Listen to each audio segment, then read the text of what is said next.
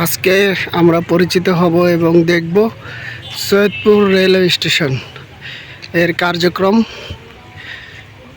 এবং আশেপাশে এবং রেলওয়ে স্টেশন কি দেখা যায়।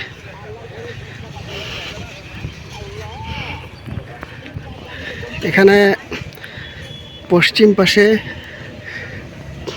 মিটার গেজের বগি রাখা আছে, যেগুলো রেলের ওয়ার্কশপে যাবে রিপেয়ার করার জন্য। এগুলো কোনোটা হচ্ছে ইলেকট্রিক ক্যাবেলের প্রবলেম, কোনোটা স্প্রিংয়ের প্রবলেম, কোনোটা জানালা প্রবলেম, সব রকম প্রবলেম এখানে রেলওয়ে ওয়ার্কশপ আছে সৈয়দপুরেই। এখানে সমাধান করা হয় এবং রিপেয়ার করে আবার সব ট্রেনে অ্যাড করা হয়। আর আমার সামনেই যেটা দেখতে পাচ্ছেন, এটা হচ্ছে এলএসবি কোচ ব্রড গেজ। এইখানে এটাও রিপেয়ারের জন্য আসছে, বিভিন্ন জায়গা থেকে আসে। যেগুলো প্রবলেম হয় ট্রেনের বগির, ছোটোখাটো প্রবলেম হতে পারে, বড় ধরনের প্রবলেম হতে পারে, সব ধরনের প্রবলেম সমস্যা সমাধান রেলওয়ে ওয়ার্কশপে করা হয়। এগুলো বগিগুলো কোনোটা জানালার সমস্যা, কোনোটা ফ্যানের সমস্যা, কোনোটা স্প্রিংয়ের প্রবলেম, কোনোটা গাড়ি চলাচলের সময় প্রবলেম ক্রিয়েট করে। তো সবগুলো প্রবলেমের জন্য সমাধান সৈয়দপুর রেলওয়ে ওয়ার্কশপে করা হয়। এটা কোরিয়ান কোচ, চায়না থেকে আনা হয়েছে।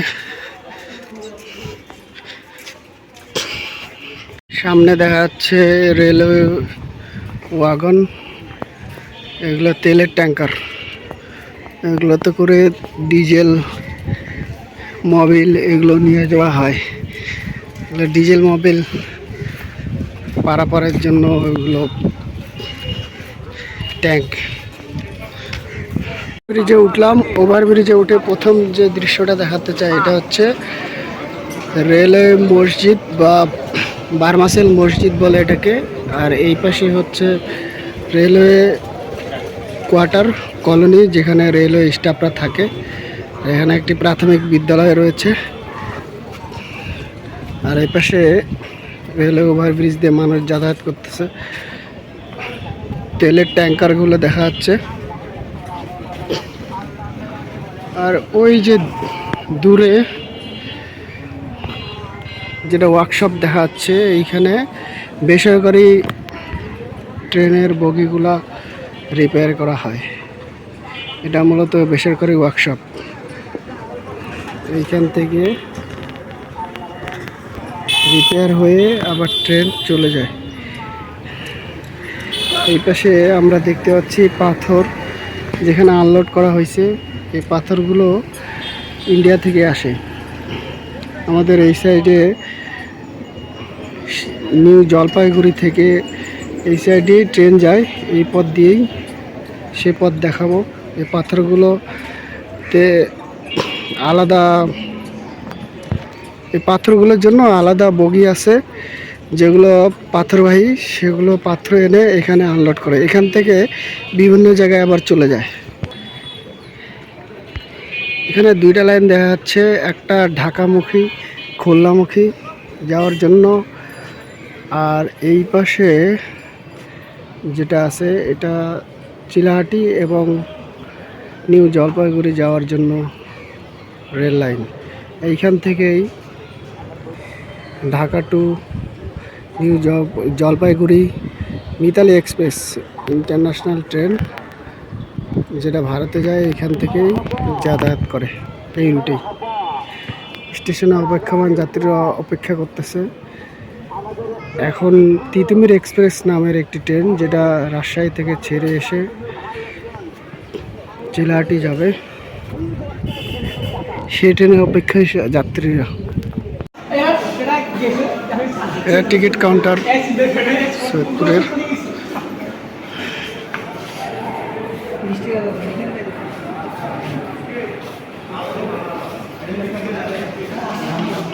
ট্রেন কিছুক্ষণের মধ্যে চলে আসবে।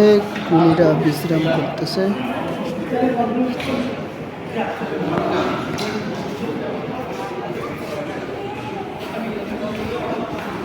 সৈয়দপুর রেলওয়ে স্টেশনের ট্রেনের সময়সূচি এখানে বোর্ডে দেওয়া আছে, আমি আপনাদেরকে দেখাচ্ছি। এখানে কোন কোন ট্রেন চলাচল করে এই স্টেশন দিয়ে সেটা দেখানো হয়েছে।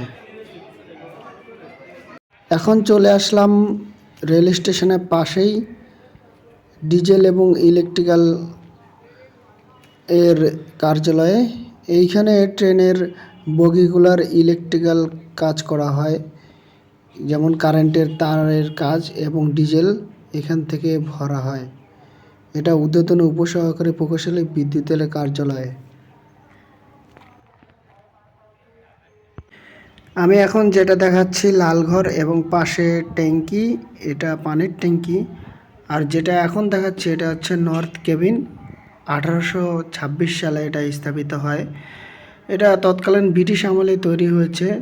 এবং এখন যেটা পানির পাইপের মতো দেখা যাচ্ছে এইটা আসলে পানির পাইপ। কয়লার ইঞ্জিন এইখান থেকে পানি সংগ্রহ করত। পিছনে যেটা উঁচু টাওয়ারের মতো দেখাচ্ছে পানির ট্যাঙ্কি, ওইখান থেকে পানি সরবরাহ করে এখানে অ্যাড হতো। এখন যেটা দেখতে পাচ্ছি এটা এখন রেলে সংস্কারের কাজ চলছে। এখানে শ্রমিকরা কাজ করতেছে ম্যানুয়ালিভাবে। এবং আমি এখন যেটা দেখাচ্ছি এটা রেলওয়ে ওয়ার্কশপ 12 নম্বর গেট। এটা কারখানার বাহিরের অংশ। এবং আমি মোবাইল থেকে ভিডিও ধারণ করে দেখাচ্ছি কারখানার আশেপাশের চিত্রগুলো। রেলওয়ে ওয়ার্কশপের 9, 10 এবং 11 নম্বর গেট এই সাইড দিয়ে ট্রেন ঢোকে এবং রেলওয়ে ওয়ার্কশপে কাজের জন্য চলে যায়।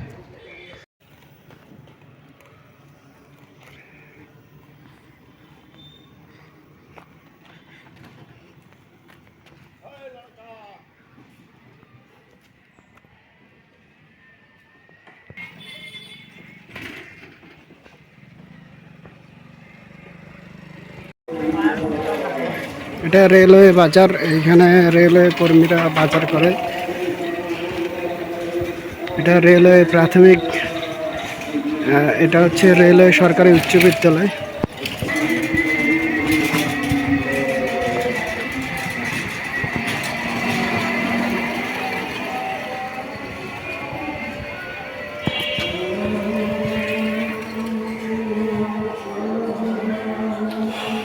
তৎকালীন ব্রিটিশ আমলে এই রেলওয়ে সরকারি প্রাথমিক বিদ্যালয় স্থাপিত হয়েছিল।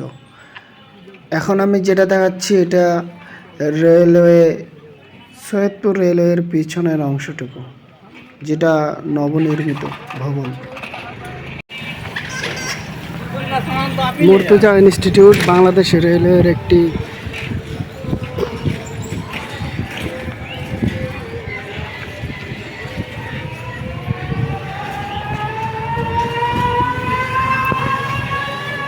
এইখানে বিভিন্ন পার্টি, বিভিন্ন বিয়ের ফাংশন, সরকারি বিভিন্ন অনুষ্ঠান এবং বিভিন্ন সরকারি সভা সেমিনার এখানে অনুষ্ঠিত হয়।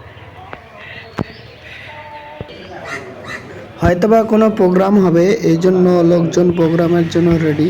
1882 সালে স্থাপিত হয় এই মুর্তজা ইনস্টিটিউট। এইখানে ওই ব্রিটিশ আমলের সময় এখানে নাট্যকলা এবং বিভিন্ন অনুষ্ঠান আদি এইখানেই হতো, যেটা এখন বর্তমানে সেমিনার হিসেবে ব্যবহৃত হয়। এর পাশেই আছে শহীদ স্মৃতি পার্ক, এটা আমরা শিশু পার্ক বলতাম। এইখানে অনেক আগে ক্রিকেট খেলা হতো, ফুটবল খেলা হতো। এখন এটা বন্ধ করে রাখা হয়েছে ঘিরে দেওয়ার পরে। এখানে একটা শহীদ মিনার করা হয়েছে এবং গাছপালা চারিদিকে ভরে গেছে। আসলে সংরক্ষণের কেউ নাই তো, যার কারণে এই অবস্থা। এখানে শহীদদের নাম, যারা যারা মারা গেছে, শহীদ হয়েছে সৈয়দপুরকে যুদ্ধ করার সময়, তাদের নাম এখানে লিপিবদ্ধ করা আছে। এটা রেলওয়ে হসপিটাল।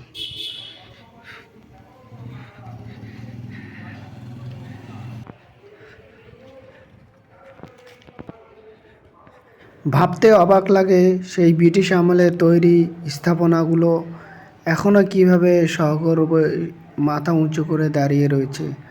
আসলে তখনকার সময়ে যে কাজগুলো হতো সেগুলোর স্মৃতিস্মারক এখনও আমাদের মাঝে বিদ্যমান। সৈয়দপুর রেলওয়ে হাসপাতাল তারই স্মৃতি বহন করে। এখনও এই হাসপাতালটি চালু রয়েছে, যেটা রেলওয়ে শ্রমিকদের বা রেলওয়ে এমপ্লয়ীদের এখান থেকে ওষুধ দেওয়া হয়। বিভিন্ন ধরনের অ্যাক্সিডেন্ট হলে এইখানে নিয়ে আসা হয় এবং এইখান থেকেই চিকিৎসা সেবা দেওয়া হয় এবং এটি বর্তমানে এখনও চালু রয়েছে। এটা এক্স রে ডিপার্টমেন্ট। আমি যখন ভিডিও ধারণ করেছি এই সময়টা ছিল বন্ধের দিন। আজকে বন্ধের দিন হওয়ায় আমি হাসপাতালে কার্যক্রম দেখাতে পারছি না, তবে শুনশান নীরবতায় বলে দিচ্ছে এই স্থাপনাগুলো এখনও মাথা উঁচু করে দাঁড়িয়ে রয়েছে। এখন যেটা দেখতে পাচ্ছি এটা হসপিটাল বলতে আমার হাতে ডান পাশে যেটা রয়েছে এখান থেকে ওষুধ দেওয়া হয় এবং এখন ভিতরে যেটা ঢুকতেছি এটা হচ্ছে মেন হসপিটাল। এইখানে রেলওয়ে রোগীরা এসে ভর্তি হয় এবং তারা বিভিন্ন ধরনের চিকিৎসা পারপাসের সুবিধা এখান থেকে পেয়ে যায়।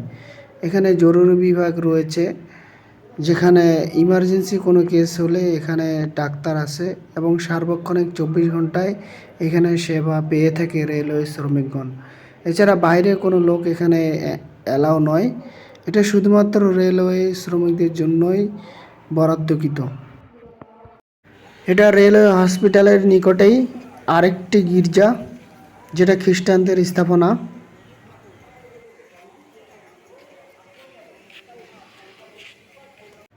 আমি এখন সৈয়দপুর রেলওয়ে মাঠে চলে আসলাম। এটা সৈয়দপুরের সবচাইতে বড় মাঠ, যেখানে ফুটবল, ক্রিকেট, ভলিবল, দৌড় প্রতিযোগিতা সব ধরনের খেলার আয়োজনই এখানে হয়ে থাকে। ছেলেপেলেরা সকাল থেকে শুরু করে সন্ধ্যা পর্যন্ত এখানে খেলাধুলা করে। বিনোদনের মাধ্যম হিসাবে কয়েকটি মাঠ রয়েছে সৈয়দপুরে, তার ভিতরে এটি অন্যতম। এটা হচ্ছে খেলাধুলা করার জন্য রেস্ট হাউস বলা চলে। এইখানে যারা খেলতে আসে তাদের ড্রেস চেঞ্জ তথা এইখানে থেকেই সব কিছু মাইকিং এইখান থেকে হয়। শুধু তাই নয়, এইখানে আন্তদেশীয় এবং এলাকার ফুটবল টুর্নামেন্ট বা বিভিন্ন থেকে খেলা এখানে চলে আসে। আমি এখন ভিডিও ধারণ করতে করতে সন্ধ্যা হয়ে গেল, তো সন্ধ্যার দৃশ্যটুকু দেখাচ্ছি। ছেলেপেলেরা ভরপুর এইখানে, দেখেন কেউ সাইকেল চালাচ্ছে, কেউ ফুটবল খেলতেছে, কেউ বা হাঁটে যাচ্ছে। এখানে সন্ধ্যা হলে আসলে অনেক রকম খেলাধুলা এখানে করে।